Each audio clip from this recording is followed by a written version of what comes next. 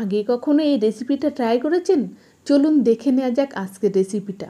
আমি এখানে মোচা নিয়েছি, মোচাটাকে আমি কেটে বেছে ভালো করে ধুয়ে সিদ্ধ করে নিলাম। আর এদিকে আমি একটা কড়াইতে সর্ষের তেল দিয়ে তাতে একটা আলু ছোট ছোট করে কেটে নিয়েছি। আর একসঙ্গে আমি 3টে ছোট ছোট পেঁয়াজ কুচি দিয়ে দিলাম। পেঁয়াজ আর আলুটা একসঙ্গে আমি ভেজে নেব। আলু আর পেঁয়াজ একসঙ্গে দিলে কিন্তু দুটো একসঙ্গে ভাজা হয়ে যায়। আলুটা কিন্তু এক্সট্রা আলাদা করে আর ভাজার কোনো প্রয়োজন হয় না। দুটো কাজ কিন্তু একসঙ্গে হয়ে যায়। যখনই আপনারা কোনো সবজি রান্না করবেন একসঙ্গে দিয়ে দেখবেন, কোনো অসুবিধা হয় না। তারপরে আমি ভাজা হয়ে গেলে 1 চামচ আদা রসুন বাটা দিয়ে দিলাম। দিয়ে আমি আবারও একটু কষে নেব। আদা রসুন আমার কষা হয়ে গেছে। এখানে এবার আমি চিকেন দিচ্ছি, বোনলেস চিকেন দিলাম। এটাই কিন্তু আসল জিনিস, চিকেন দিয়ে মোচা রান্না।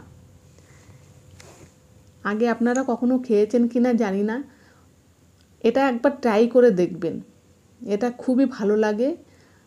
আমরা তো চিংড়ি মাছ দিয়ে মোচা খাই, নিরামিষ মোচা খাই। একবার কিন্তু চিকেন দিয়ে মোচা রান্না করে দেখবেন, কত সুন্দর লাগে। আমি এখানে চিকেন আর মোচার মেলবন্ধন ঘটিয়েছি, কিন্তু একটা অভিনব রেসিপি বার করেছি আপনাদের জন্য। অবশ্যই কিন্তু আপনারা ট্রাই করবেন একদিন, এটা আমার রিকোয়েস্ট থাকলো।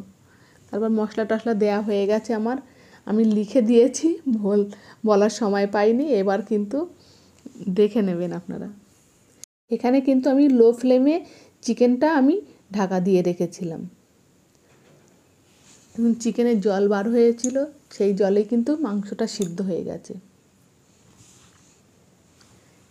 এক্সট্রা কিন্তু আমি এখানে কোনো জল দেব না। এবার আমি যখন চিকেনটা কষা হয়ে গেছে ভালোভাবে, তখন আমি সিদ্ধ মোচাটা দিয়ে দিলাম। মোচাটা কিন্তু সিদ্ধ হওয়ার পরে আমি একটু হাত দিয়ে চটকে নিয়েছিলাম, মানে যাতে চিকেনের সঙ্গে ভালোভাবে মিশে যায়। একটু চটকে দিলে কিন্তু ভালোভাবে মিশে যায় দেখবেন, আর না হলে কিন্তু ওই সিদ্ধ অবস্থায় দিলেই কিন্তু আস্তে আস্তে মতো থাকে।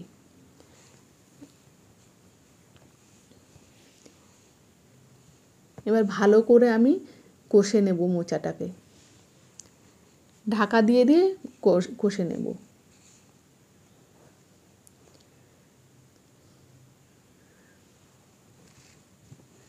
মোচার যে জলটা আছে সেটাতেও কিন্তু চিকেনটা আর মোচাটা ভালোভাবে মিশে যাবে। এবার আমি কিন্তু এখানে একটু স্বাদ অনুযায়ী চিনি দিয়েছি, চিনিটা অবশ্যই দেবেন, ভালো লাগবে। দিয়ে আমি আবারও কষে নিলাম, আমার হয়ে গেছে। এবার দেখুন আমি একটু গরম মশলা গুঁড়ো দিলাম এখানে, দিয়ে আমি আবারও ভালো করে মিশিয়ে নিচ্ছি। একটু রসা রসা মতো থাকবে, বেশ ভালো লাগবে।